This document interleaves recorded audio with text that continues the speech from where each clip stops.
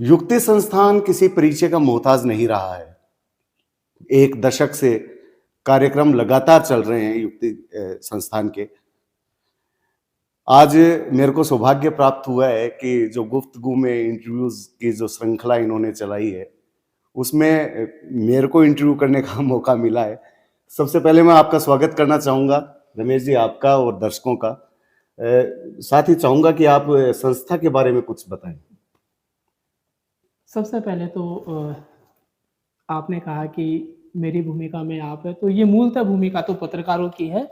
हम तो यूँ ही क्योंकि व्यवस्था नहीं होती है तो मुझे बैठना पड़ता बहुत ही है। शानदार कार्य।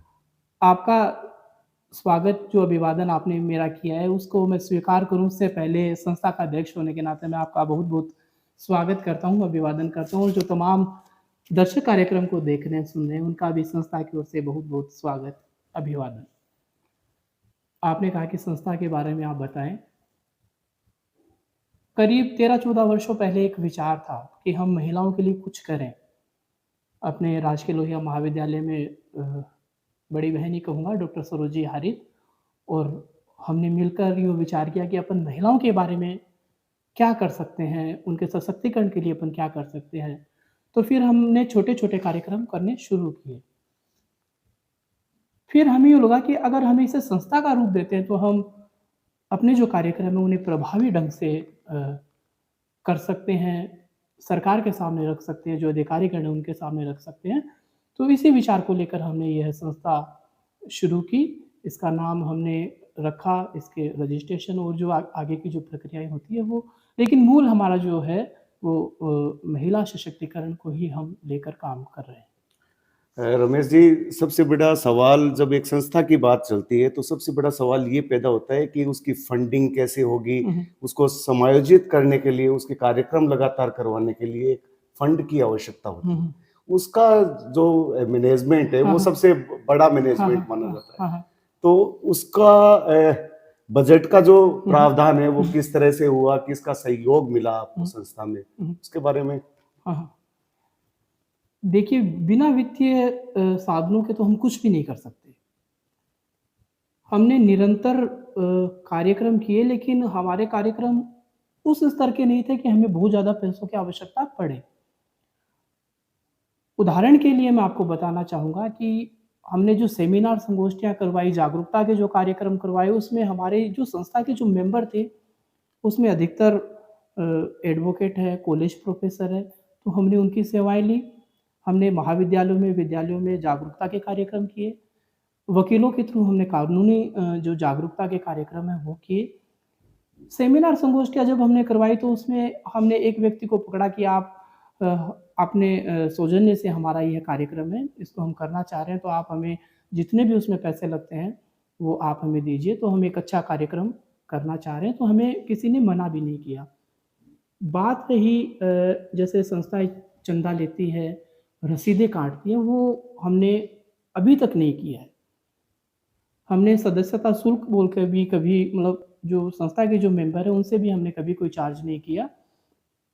लेकिन ईश्वर की कृपा ही समझूँगा कि हम कभी पैसों के मामले में कभी यूँ अटके नहीं, हमें सहयोग निरंतर मिलता रहा और अभी भी हमें सहयोग मिल रहा है। युक्ति संस्थान महिला सशक्तिकरण का दूसरा नाम हो गया है आज चूरू में।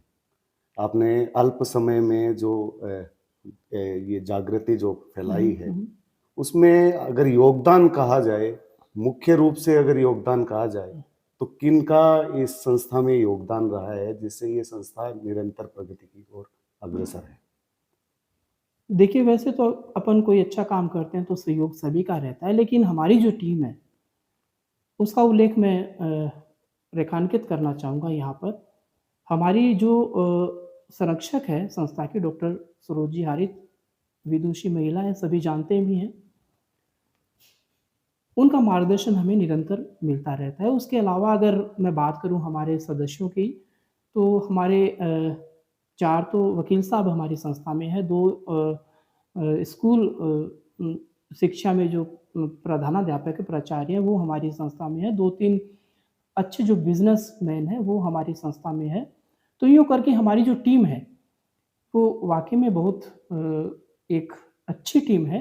अगर मार्गदर्शन मंडल की मैं बात करता हूँ तो उसमें हिमांशु सेंगर महिला जी हैं, ललित जी गौतम है, डॉक्टर केसी सोनी है, प्रोफेसर मधु चौधरी है, प्रोफेसर ट्विंकल शर्मा जी है, डॉक्टर मंजू शर्मा जी हैं। तो हमारी जो टीम है, हमें जो मार्गदर्शन देने वाले हैं, वो सभी मतलब अपना स्थान रखते हैं चूरू में, तो उनका सभी के सहयोग से हम यह सारा कार्यक्रम कर पाते हैं।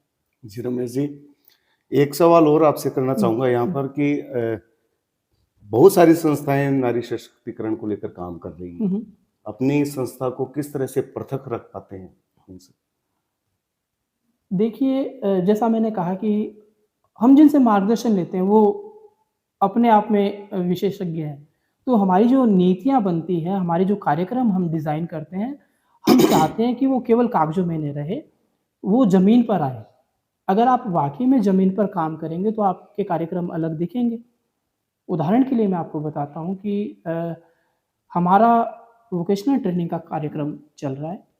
तो हमारा ये नहीं है कि उसमें हमने फ़ोटो खिंचवाने के लिए महिलाओं को इकट्ठा कर लिया या कोई अधिकारीगण हमारे पास आ रहे हैं, कोई नेता हमारे पास आ रहे हैं तो हमने इकट्ठा कर लिया अदरवाइज़ उनको हम ऐसा नहीं। हम वाक़ई में काम करने में विश्वास रखते हैं। इसीलिए संस्था अपने कार्यक्रमों के माध्यम से एक पृथकता, एक अलग स्थान बनाए हुए है और सभी का प्यार और स्नेह हमें निरंतर मिलता रहता है। रमेश जी, अगर बात करें वोकेशनल आपका प्रोग्राम चल रहा है अभी, महिला सशक्तिकरण तो सिलाई केंद्र भी आपने चला रखा है, उसमें कितने लोग लाभान्वित हुए, वो विजन कहाँ से आया, अब कितनी महिलाएं वहां पर सीख रही हैं? देखिए अगर महिलाओं की बात करते हैं तो महिलाओं में बहुत सारी शक्तियाँ ईश्वर ने उनको दी है। जैसे भक्ति की शक्ति है, पवित्रता की शक्ति है, सृजन शक्ति है। लेकिन युगों-युगों की प्रताड़ना के कारण महिला कहीं न कहीं अपनी शक्ति को बिसरा बैठी है, भूल गई है वो। उसका जो कैचिंग पावर होता है, बड़े-बड़े मनोवैज्ञानिक, वैज्ञानिक भी मानते हैं कि एक महिला एक साथ बहुत सारे काम कर सकती है, अपन भी देखते हैं। तो अगर पीछे के कुछ दशकों की बात करते हैं तो महिलाओं को शिक्षा से पृथक रखा गया। तो शिक्षा से पृथक होने के कारण उनके सामने बड़ी चुनौतियाँ आ गई और उनके जीवन में बहुत सारे संकट अपने आप उपजने लग गए। तो हमने एक प्रयास किया कि अगर महिलाओं के पास अगर कुछ पैसे होंगे, अगर वो पैसे अर्न करेगी तो शायद उनकी समस्याएँ मिट सकती हैं। तो अब हमारे पास जो महिलाएँ जुड़ी उनमें अधिकतर महिलाएँ पढ़ी-लिखी नहीं थी। तो हमने एक विचार किया कि हम इनको ऐसा कुछ काम सिखाएँ जिससे अपने जीवन में आने वाली छोटी-छोटी समस्याओं से ये बच सके। तो हमने सिलाई के काम को उसमें प्राथमिकता दी और आज हमारे पास अगर आज की स्थिति में कहूँ तो हमारे पास 104 महिलाएँ रोज़ प्रशिक्षण लेने के लिए आ रही हैं और 50 से अधिक फ़ॉर्म हमारे पास पेंडिंग है क्योंकि हमारे पास इतने साधन और संसाधन नहीं, इतनी जगह भी नहीं है कि हम इतनी महिलाओं को एक साथ प्रशिक्षित कर सकें। अगर पिछले 10 वर्षों की बात करूँ तो हमने 600 से अधिक महिलाओं को काम सिखाया और उसमें से 25-30 महिलाएँ ऐसी हैं जो महीने के मंथली बता रहा हूँ मैं आपको कि वो 20,000 से ज़्यादा कमा रही है। Well done. तो उनको देखकर बड़ी खुशी होती है और लड़कियाँ जो जिनकी शादियाँ हो गई ससुराल से, उनका हमारे पास डेटा नहीं है, लेकिन जो महिलाएँ हमारे संपर्क में उनको हम देखते हैं तो बड़े खुश होते हैं, बहुत अच्छा लगता है। वो भी हमारा बहुत मतलब मान-सम्मान करती है, संस्था के प्रति भी उनके वेल विशेज़ हमेशा रहते हैं। रमेश जी, एक सवाल और यहाँ पर खड़ा होता है, जब इतनी बड़ी संस्था चला रहे हैं आप, इतने लोगों को आपने प्रशिक्षण दिया है महिलाओं को, तो आगे की जो प्लानिंग है, हाँ, हाँ। विजन, वो किस तरह का रहेगा? 1 दशक पूरा आपने कर लिया है। हाँ, हाँ। आगे हमारा कार्यक्रम इसको आगे बढ़ाने का ये है कि हम जो महिलाएँ हमारे पास सीख गई, उनको हम रोज़गार से भी जोड़ें। सिलाई का काम ऐसा है अगर कोई महिला उसको सीख कर खुद के कपड़े भी बनाती है तो वो एक बचत है। लेकिन कई महिलाओं को वाक़ई में रोज़गार की आवश्यकता होती है। मैंने ऐसी-ऐसी महिलाओं को देखा है कि उनके बच्चे अगर उनसे कॉपी के पैसे माँगते हैं तो उनके पास कॉपी किताब के पैसे नहीं हैं।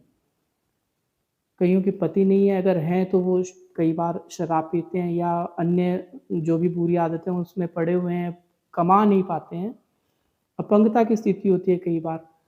तो अगर महिलाएँ अपना काम सीख कर अपना रोज़गार स्थापित करती है, तो निश्चित ही उनकी जो उनका स्तर है वो सुधरेगा। इसके लिए हमने विभिन्न जो विभाग है, महिला अधिकारिता विभाग है, उद्योग विभाग है, महिला बाल विकास विभाग है, अभी हमारे जो विधायक जी उनको भी हमने सेंटर पे बुलाया, उनके भी आगे हमने बात रखी कि आप हमारी जो ये बच्चियाँ, ये जो महिलाएँ काम सीख रही हैं यहाँ पर, इनको आप रोज़गार से जोड़ने में आप हमारी हेल्प कीजिए। हमने जो बड़ी-बड़ी संस्थाएँ हैं, दूर-दूर मतलब जयपुर, जोधपुर इधर संस्थाएँ, उनसे भी हमारी बात चल रही है। उन्होंने भी हमें अभी आश्वासन दिया है कि आपके पास जब ट्रेनर तैयार हो जाएँगे तो हम आपको रोज़गार से संबंधित जो भी हेल्प होगी वो हम आपको प्रोवाइड करवाएँगे। रमेश जी, संस्था कहाँ से रजिस्टर्ड है हुँ। और एमओयूज़ हुँ, हुँ। किनके साथ है हुँ, हुँ, आपका, हुँ, हुँ। इसके बारे में भी दर्शकों को बताएँ। देखिए, सबसे पहला तो हमारा जो रजिस्ट्रेशन हुआ वो सोसाइटी अधिनियम जो 1955 बना हुआ है, उसमें हमारा रजिस्ट्रेशन यहीं पे चूरू में हुआ। फिर उसके बाद में हमारा नीति आयोग में भी अपनी जो संस्था है वो रजिस्टर्ड है। वीएसडीसी का भी अपना संस्था ने रजिस्ट्रेशन करवा रखा है। अगर एमओयू की बात करता हूँ तो संस्था एक समाज सेवकों की एक बड़ी संस्था है, एनएपीएसडब्ल्यूआई, उसकी भी मेंबर है और अपने लाडू में जैन विश्व भारती विश्वविद्यालय है, उसमें भी अपना एमओयू की जो प्रक्रिया है वो प्रक्रियाधीन है अभी, उसके साथ हमारा कोलैबोरेशन होगा। तो वहाँ के जो कार्यक्रम होंगे यहाँ पर संस्था में किए जाएँगे और संस्था के जो कार्यक्रम होंगे वोकेशनल ट्रेनिंग के और विश्वविद्यालय परिसर में किए जाएँगे, तो ये भी संस्था के लिए बड़े गौरव की बात है। और जो यहाँ पर जो चूरू में जो संस्थाएँ हैं, जैसे शैक्षणिक संस्थाओं की बात अगर करता हूँ, तो जैसे राजकीय लोहिया महाविद्यालय, तो वहाँ पर एक कमेटी बनी हुई है, जैसे कार्यस्थल पर महिलाओं के साथ जो लैंगिक अपराध हो जाते हैं कई बार, तो संस्था उसकी भी मेंबर है। बालिका महाविद्यालय है, तो वहाँ का जो स्टाफ है, जो प्रिंसिपल मैडम है, प्रबंध कारिणी के जो सदस्य हैं, वो भी मतलब बहुत स्नेह रखते हैं युक्ति संस्थान से। और भी जो संस्थाएँ हैं चूरू में, हमारे बड़े सौहार्दपूर्ण और प्रेम पूर्वक संबंध उनसे हैं, उनका निरंतर हमें मार्गदर्शन और आशीर्वाद मिलता रहता है। जी रमेश जी, एक चर्चा और यहाँ पर हुँ, हुँ। करना चाहूँगा आपसे कि आपके सबसे पहले तो आपको शुभकामनाएँ कि 10 साल पूरा कर हाँ, लिया हाँ। है संस्था ने। 10 साल एक दशक पूरा होता है हुँ, तो हुँ। एक इवेंट भी हुँ, हुँ। होता है। हुँ, हुँ। तो कुछ इवेंट कुछ करना चाह रहे हैं कुछ? देखिए, वैसे तो हमारा जो ट्रेनिंग कार्यक्रम है, उसमें हम हर शनिवार को ही कार्यक्रम रखते हैं बच्चों के लिए। उसमें विभिन्न तरह के जो विशेषज्ञ हैं, उनको हम निरंतर बुलाते रहते हैं कार्यक्रमों में। लेकिन अब की बार हमारा जो 10वां स्थापना दिवस का कार्यक्रम है, वो नगरश्री सभागार में हम आयोजित कर रहे हैं, जिसमें 3 चरणों में कार्यक्रम होगा। एक में तो संस्था के बारे में चर्चा की जाएगी, दूसरा चरण होगा, उसमें एक महिला कांस्टेबल है, उनका हम सम्मान करेंगे और जो तीसरा चरण होगा कार्यक्रम का, उसमें 3 विदुषी महिलाओं को हमारी संस्था है वो उनको सदस्यता प्रदान करेगी। इस कार्यक्रम की एक विशेषता मैं आपको बताना चाह रहा हूँ कि पूरा मंच महिलाओं का रहेगा। तो ये मैं बड़ा संस्था को सौभाग्यशाली मानता हूँ इस मामले में कि हमारे जितने भी कार्यक्रम होते हैं उसमें महिलाओं की भागीदारी हम 50% से अधिक बनाए रखना चाहते हैं और कोशिश भी करते हैं पूरी। 10 साल आपने पूरे कर लिए हैं। हुँ, 10 हुँ। साल में आपने किन-किन कार्यक्रमों को संपादित किया हुँ, संस्थान के हुँ, द्वारा? हुँ, हुँ। उसके बारे में चर्चा। देखिए, हमने एक तो जो ये मैंने आपको बताया वोकेशनल ट्रेनिंग का, इसमें हमने 600 से अधिक महिलाओं को प्रशिक्षित किया। आज वो भले वो खुद के कपड़े बनाएँ या अपने उसमें रोज़गार से वो जुड़ें। एक तो हमने प्रयास ये किया। एक हमने जो मुख्य काम है वो रेखांकित कर रहा हूँ मैं। एक हमने गुड टच बैड टच का जो छोटे बच्चों से लैंगिक जो दुराचार होते हैं, उसकी जागरूकता समाज में, अभिभावकों में, शिक्षकों में आए। तो उसके लिए विभिन्न स्कूलों में हमने यह कार्यक्रम आयोजित किया और हमें बहुत अच्छा रिस्पॉन्स भी मिला और उस कार्यक्रम की प्रशंसा भी हुई। इसके अलावा हमने विभिन्न कानूनी जागरूकताओं के कार्यक्रम संस्था में आयोजित किए। क्योंकि मैंने जैसा बताया कि संस्था में 4-5 हम वकील ही हैं, तो हमने विभिन्न विद्यालयों में, महाविद्यालयों में कानूनी जागरूकता के कार्यक्रम किए, क्योंकि कानूनों के अभाव में भी महिलाओं को भी बहुत सारी समस्याओं से गुज़रना पड़ता है। और अगर इसके अलावा मैं आपको बताना चाहूँ तो पर्यावरण से संबंधित भी हमने काम किया, लेकिन हम जो ये पौधे लगाते समय तस्वीरें खिंचवाना, पत्रिकाओं में देना, इन सब से हमने एक दूरी बनाई रखी। एक हमने काउंसलिंग की। आजकल तलाक की समस्या परिवारों में, अपने समाज में देखने को मिलती है, तो हमने काउंसलिंग करके आज तक 10 साल में 16-17 परिवारों को हमने बचाया, उनकी हमने समझाइश की कि नहीं, ये सही नहीं है, आप प्रेम से रहिए, तो उन्होंने हमारी बात भी मानी। उसके अलावा जो महिलाएँ प्रताड़ित हैं, उसके पति ने उसको छोड़ रखा है, ससुराल वाले उसको परेशान करते हैं, तो हमने उनके मेंटेनेंस बंधवाए, बिना हमने उनसे कोई चार्ज नहीं किया कोर्ट में कि आप हमें ये फीस दीजिए, ऐसा कुछ नहीं। उनकी हमने कानूनी सहायता हम जितनी कर सकते थे हमारी संस्था के द्वारा हमने पूरा प्रयास किया। ये हमारे मुख्य काम है। और छोटे जो कार्यक्रम होते हैं, कार्य अपन करते हैं, वो तो मैं क्या रेखांकित करूँ कार्यक्रम में, फिर यूँ जी। अच्छा नहीं लगेगा कि ये इतने छोटे-छोटे भी कार्यक्रम जो कर रहे हैं, उनको भी इन्होंने लिपिबद्ध कर रखा है क्या? रमेश जी, आप वकील भी हैं पेशे से, हुँ, हुँ। संस्था को चला रहे हैं, अध्यक्ष हैं। हुँ, हुँ। महिला सशक्तिकरण के बारे में आपने खूब पढ़ा होगा, आप संस्था चला रहे हैं। अभी भी कुछ कानून ऐसे हैं हुँ, हुँ। जो महिलाओं के लिए, ऐसे कह सकते हैं अपन कि महिलाओं को का संरक्षण दे रहे हैं। ऐसे कोई कानून के बारे में आप बताएं कि जिसकी जानकारी लोगों को कम है, हुँ, हुँ। आपके चैनल के माध्यम से और गुफ्तगू कार्यक्रम के वक्त। हाँ। देखिए, जो जिन्होंने एलएलबी किया है, जो कानून की किताबें निरंतर पढ़ते रहते हैं, उनमें वो तो सभी जानते हैं, एक बात लिखी जाती है किताबों में कि हमारे यहाँ पर तथ्य की भूल है वो स्वीकार्य है, विधि की भूल स्वीकार्य नहीं है। भारत के प्रत्येक नागरिक को कानूनों की जानकारी होनी आवश्यक है। कोई व्यक्ति ये बहाना नहीं बना सकता कि मुझे इस चीज़ का पता नहीं था। तो महिलाओं को भी अवेयर होना चाहिए। सरकार ने, राज्य ने उनको जो संरक्षण दे रखा है, जिन कानूनों से उनका संरक्षण हो रहा है, रक्षा हो रही है, उनके प्रति महिलाओं को जागरूक होना चाहिए। 2-3 जो कानून है, उन अधिनियम है, उनकी मैं चर्चा करना चाहूँगा। एक तो जो पॉक्सो अधिनियम है, उसकी जानकारी महिलाओं को होनी चाहिए। जो बालकों से जो दुराचार होते हैं, छोटे बच्चों से, लड़के और लड़कियों से, उनकी जानकारी महिलाओं को होनी चाहिए। क्योंकि जो माँ होती है, वो बच्चे के अधिक संपर्क में रहती है। अगर उनको इन कानूनों का पता होगा, तो वो बच्चे को समझा पाएगी कि अगर आपको कोई बुरे तरीके से अगर छूता है, तो वो मतलब एक माँ अपने बच्चे को बेहतर तरीके से समझा पाएगी। एक जो घरेलू हिंसा अधिनियम है, उसमें क्या होता है कि महिलाएँ देखती हैं कि जब तक हमको मार के घर से बाहर नहीं निकाल दे, तब तक हम क्या तो कोर्ट में जाएँ, क्या हम पुलिस थाने में जाएँ, ऐसा नहीं होना चाहिए। जी। अगर आपका कोई अपमान कर रहा है, तो आप उसे समझाइए कि नहीं, बहुत सदियाँ बीत गई, अब और नहीं। ये महिलाओं कानून को का सहारा लेना चाहिए। कानून का सहारा लेना चाहिए। अगर आप सह रहे हैं, तो आप सामने वाले को हौसला दे रहे हैं। अगर आपके साथ कोई घर में, परिवार में, मेरा एक बात मैं स्पष्ट कर दूँ, मेरा ये कोई मंतव्य नहीं है कि सभी महिलाएँ कोर्ट में जाएँ, सभी थानों में जाएँ, लेकिन जब पानी नाक के आस-पास आ जाए, तो आप अपनी आवाज़ ज़रूर उठाएँ।